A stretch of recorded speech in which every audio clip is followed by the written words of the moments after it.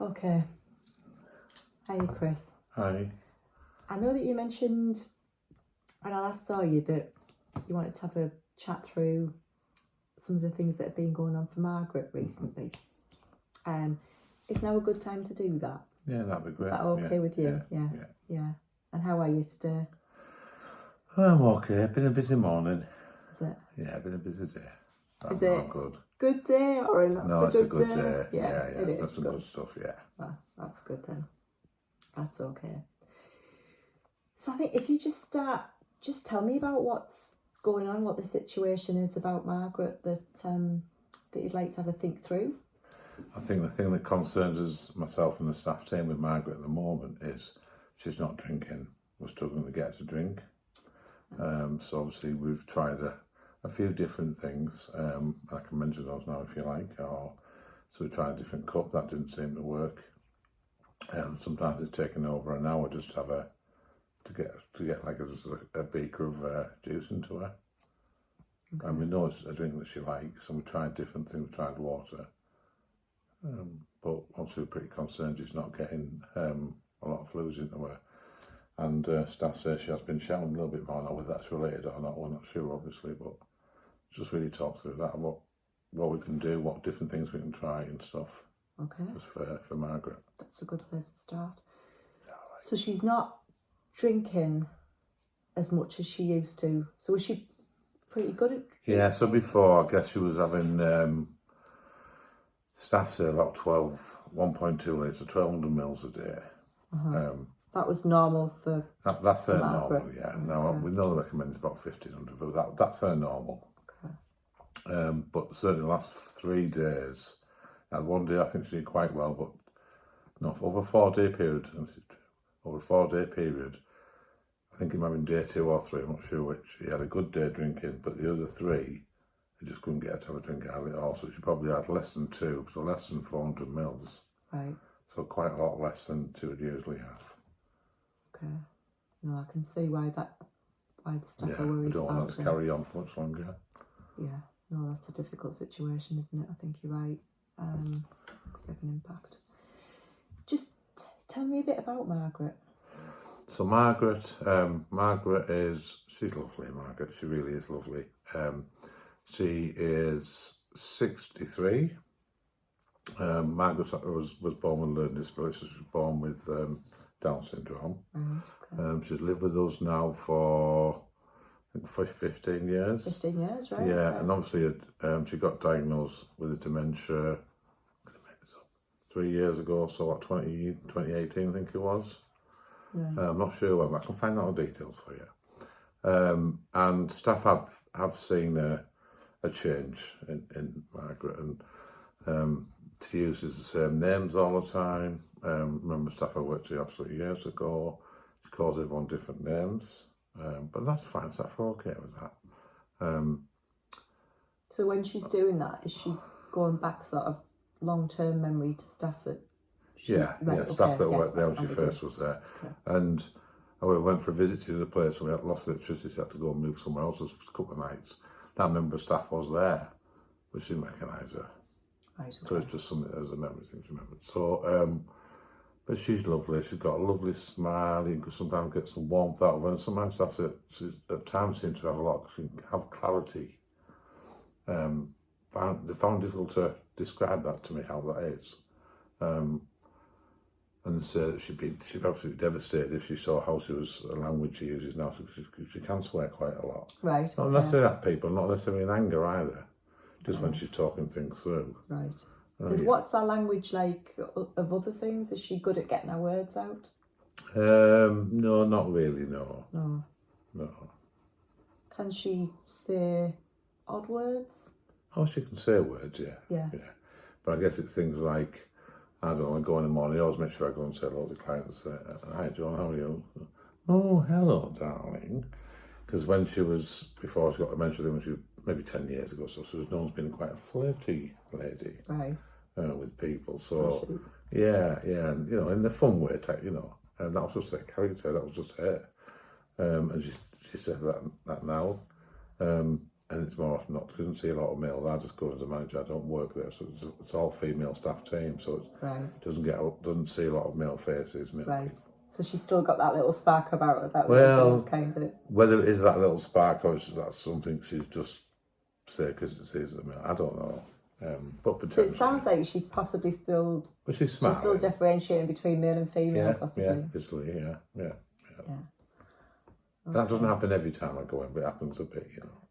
One thing that it sounded like you were saying is that she varies from day to day and from moment to moment. I think one of the things you said was she has times when there's like clarity. I think that's what the staff shared with me, yeah. I don't know how often that is. If I was guessing, I'd say it wasn't very often. But she just spends quite a bit. So she has a station provider, we have a strap with, and that's where she has her meals and has her drinks. But a lot of time I spend trying to get her into the lounge. It's a bigger open space where the dining room's not as big.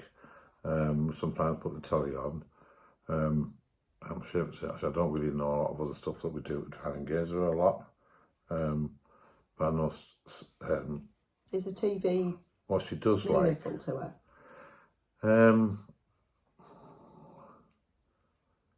I don't know. Is the honest answer? I don't know. Right, okay. And again, I guess sometimes I think some staff think it probably is, some staff maybe think sometimes it isn't, but sometimes it might be and sometimes it may not be. What she does like, once a week we have a gentleman comes in, they call him the music man. All right. So he brings an instrument, and before, obviously she's 10 years old, before she was diagnosed with mental health, she started to change in his onset. She absolutely adored it. She loved playing the instrument. She really did. She plays the instrument. What instrument does she play? I think it was a tambourine. I think she did. I don't think it lets them have anything else. But and now apparently she still absolutely loves him coming well. And has that, smile and enjoys that coming. Is there any particular music that she used to like? I don't know the answer to that, I'm afraid. I'm just. But they always have music on. They always have the radio on. I think but it's not like, I know, Radio 2 or something. I think it's like smooth or something, like relaxing songs that we're all probably familiar with. Now, whether that's for Joan or not, I'm not sure, but so it's just quietly in the background. Okay. I think you mentioned that she has a supportive chair, does she, that she sits in? Yeah, she does, yeah. Right, so it's a big high back. Independent mobility? No, you need support too. So it's usually, one staff member can do it, we always try and ensure there's two staff there when we're because we're just supported with the hands to be able to walk. Obviously, the occupational therapist's been out before. Right. All staff are manual handling trained, so we're not handling as such, we're supporting them to get from one place to the other. Right. So she can mobilise the staff? Yes. All the hands, yeah, right, okay. Yeah. From the dining room into the lounge. But she wouldn't be able to sit in sort of at the dining table in a dining room chair? No, I guess she probably could. I don't actually know. Right, okay. So where, if she was being offered sort of drinks at either meal times or snack times, whatever, where would she normally be when that happened? In that chair. In the chair. Yeah, in which room? Came with in the dining room with the housemates, staff. And she's always supported one-to-one at those times. Right, she has one-to-one support. Yeah. And would there be other people in the dining room as well? Yeah. More often not, they have the meals together at the same time. Right. And is that quite chatty? Is that quite a busy? Well, a few times that I've been there, yes, it can be. But to me, she's never shown signs of any distress in those times. A few times, right. Not when I've been there. I think you also mentioned that one of the things that there's been a little increase in sort of maybe their vocalising, sort of. Yeah. Shouting. Okay. But that routine of that meals, I suppose, don't get me wrong, it's not a set routine. If it doesn't happen like that, it doesn't matter. It doesn't always happen like that, for whatever reason. But that's the usual. Right, okay. And that's been the same for years. Okay. And when she's drinking, can she sort of reach out and she can do that? Yeah. Okay. And I think you said you tried a different cup. Yeah, just a different beaker. I think the same type of cup, but just a different beaker. So what was different? A standard. She has this cup which the staff call a dementia cup.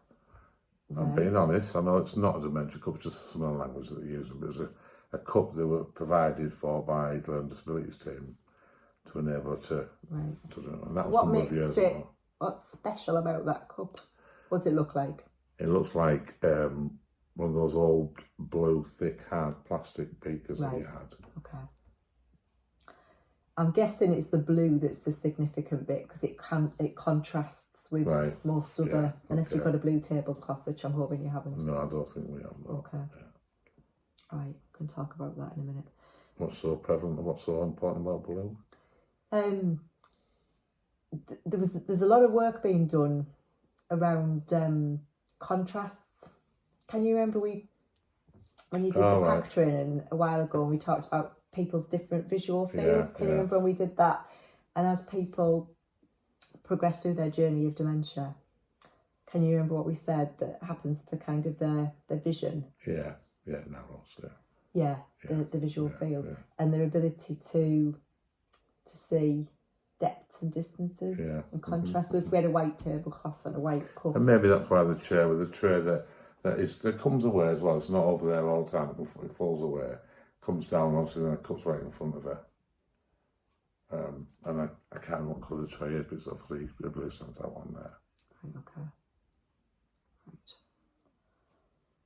Oh, it's going to be a lot longer. What I'm just going to show you this, Chris. I've been making notes. I'm going to stop that for a couple of minutes. Stop it then. Bye.